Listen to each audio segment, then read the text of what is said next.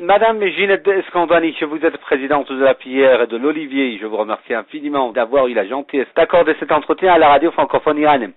Madame Escandani, vous suivez de près en fait les évolutions régionales au cours de ces dernières années, très particulièrement en ce qui concerne les évolutions relatives à la Syrie. Il y a eu cette déclaration du président turc, monsieur Recep Tayyip Erdogan, qui, cité par l'agence Reuters, dit que voilà la première priorité de son pays, du gouvernement d'Ankara, reste toujours l'éviction du président syrien Bachar al-Assad.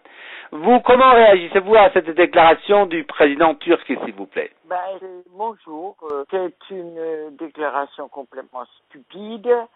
De toute façon, on sait que la Turquie, étant dans l'OTAN, soutient tous les pays de l'OTAN qui veulent l'éviction de Bachar el-Assad. Mais c'est d'une stupidité parce que si on veut lutter contre Daesh, il faut absolument le soutien de Bachar el-Assad. Parce que cela fait 3 ans et demi maintenant que Bachar el-Assad et son gouvernement et les gens qui sont fidèles se battent contre ces mouvements djihadistes, takfiristes, salafistes qui sont présents sur le sol syrien et qui massacrent les gens. Donc, c'est aberrant ce qu'il dit Erdogan, parce que s'il veut lutter à la fois contre Daesh et lutter contre le gouvernement syrien, comment est-ce qu'il va faire entre les deux? De toute façon, Barack Obama s'est rendu compte qu'ils ont fait une connerie en ne contactant pas Bachar el-Assad. Hollande ne dit rien parce que c'est un toutou, c'est le toutou d'Obama. Et Erdogan, c'est guère mieux. Hein. De toute façon, c'est djihadistes qui ont créé l'État islamique. Ils sont passés par la Turquie, il ne faut pas se faire d'illusions. Comment voulez-vous qu'ils rentrent en Syrie, bon, à travers l'Irak, mais souvent à travers la Turquie. Donc Erdogan fait une belle connerie en disant qu'il veut se battre d'abord contre Bachar el-Assad, alors que c'est le contraire qu'il faut faire.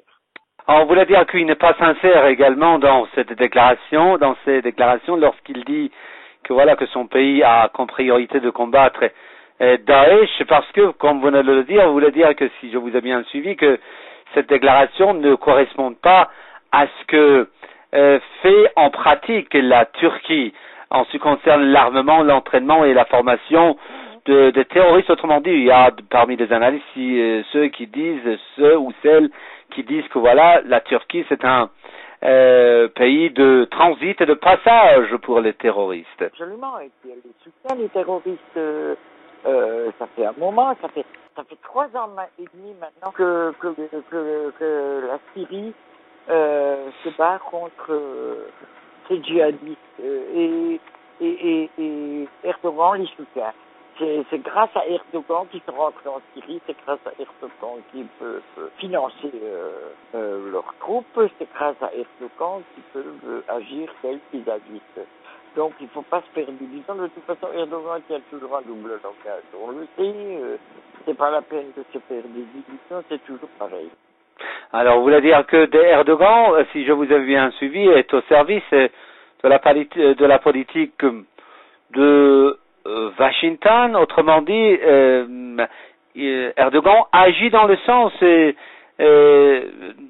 la mise en œuvre de ce projet que les Américains envisagent de mettre en œuvre au Moyen-Orient? Oui, tout à fait. D'ailleurs, la Turquie est dans l'OTAN, et donc la Turquie marche avec l'OTAN, et donc le projet de Obama, c'est de créer plein de petits États arabes, comme je l'ai déjà dit, et comme nous l'a expliqué à l'époque le président du Congrès général libyen, qui a 25 petits États arabes qui devraient créer, pour que ces 27 États arabes soient sous la domination d'Israël. Il ne faut pas se faire d'illusions, et c'est le projet là. On a déjà 3 partis en Irak, on a 2 au Soudan, ça commence en Syrie, et donc il avait bien raison quand il nous expliquait projet.